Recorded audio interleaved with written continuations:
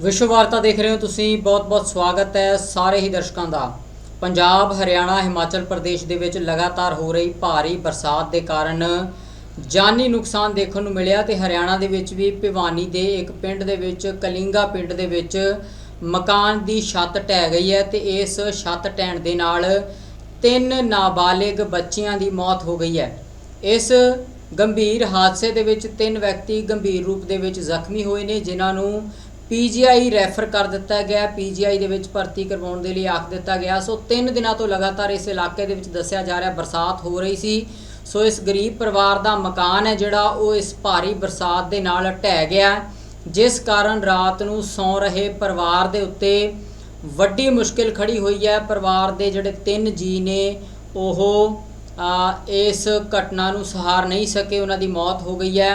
सो परिवार दा रो रो के बुरा हाल है। 3 बच्चे नाबालिग बच्चियां ने जिहड़ियां उन्हां दी मौत हो गई है। सो वड्डा नुकसान इस परिवार नूं होया है।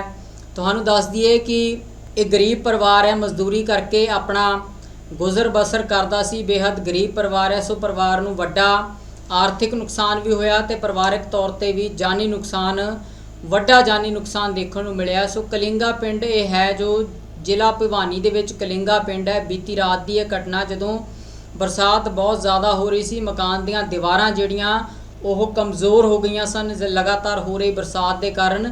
तो छत है जिहड़ी वो 6 व्यक्ति सुत्ते पे सन। 6 व्यक्ति मकान की छत हेठां सुत्ते पे सन, जिन्हां विचों 3 की मौत हो गई है। ये मौत 3 बेटियां सन जिहड़ियां कि नाबालिग सन, उन्हां दी मौत हुई है। एक दी उम्र 15 साल, 9 साल अते 7 साल की उम्र इन्हां बेटियां दी दसी जा रही है, जिन्हां दी मौत हुई है। सो मौत तो बाद आले दुआले दे इलाके दे विच पिंड दे विच बड़ा सोग दा माहौल है। सो परिवार नूं वड्डा घाटा पिया। हरियाणा दे विच भी बरसात के कारण वड्डा जानी नुकसान देखने को मिलिया। तुहानूं दस दईए पंजाब ते हिमाचल दे विच पहलां ही बरसात के कारण कई मौतां दर्ज कीतियां जा चुकियां ने। कलिंगा सवाई पाना में ग्राम सचिव के पद पर कार्यरत हूँ। सरपंच द्वारा सुबह सूचित किया है 5 बजे के जैसे हादसा हो गया है ग्राम पंचायत में।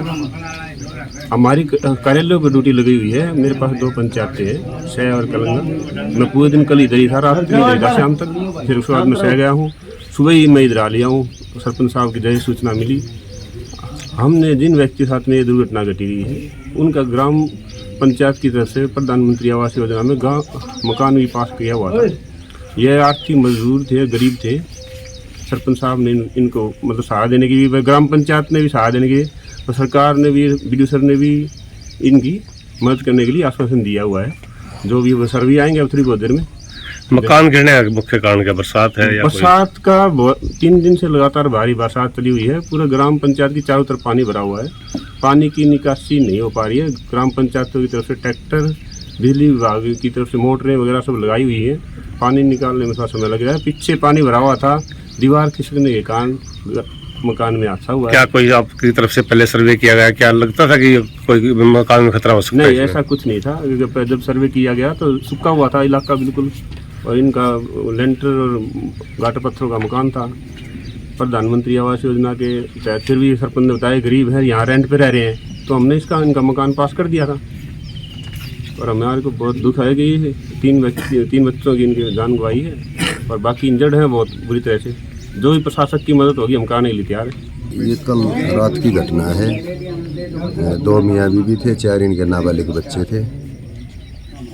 3 बच्ची की डेथ होगी और उनका बच्चा और वो घायल हैं, जो पीजीआई में एडमिट हैं। और ये शायद किराए के मकान पे रह रहे हैं। पीछे पानी होने की वजह से दरक गया, जिसकी हादसा हो गया। और प्रशासन जितनी संभव होगी उतनी मदद करने लग रही है। क्या नाम है सर? हाँ जी, क्या नाम है सर? जयवीर सिंह।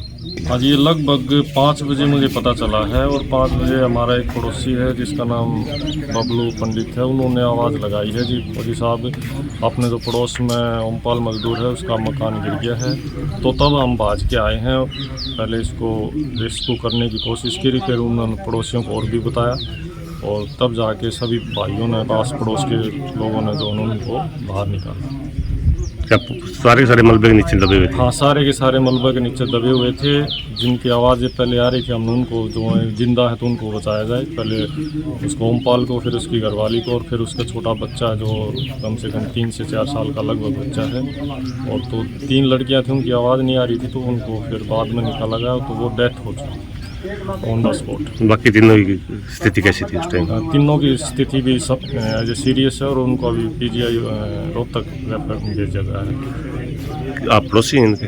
हाँ, पड़ोसी हैं। क्या नाम है? मेरा संदीप नाम। नमस्कार जी, मेरा नाम रामपाल जेबीटी, गांव कलिंगा से ही हूँ। और हमारे स्कूल में ही तीनों बच्चियां जो है ये पढ़ती थी। सबसे छोटी जो लड़की थी उसका नाम भारती, डॉटर ऑफ ओमपाल, जो कि पहली कक्षा में पढ़ती थी। उम्र उसकी लगभग 8 साल के 7.5 के आसपास थी। और दूसरी जो लड़की थी वो 3rd क्लास में पढ़ती थी हमारे पास।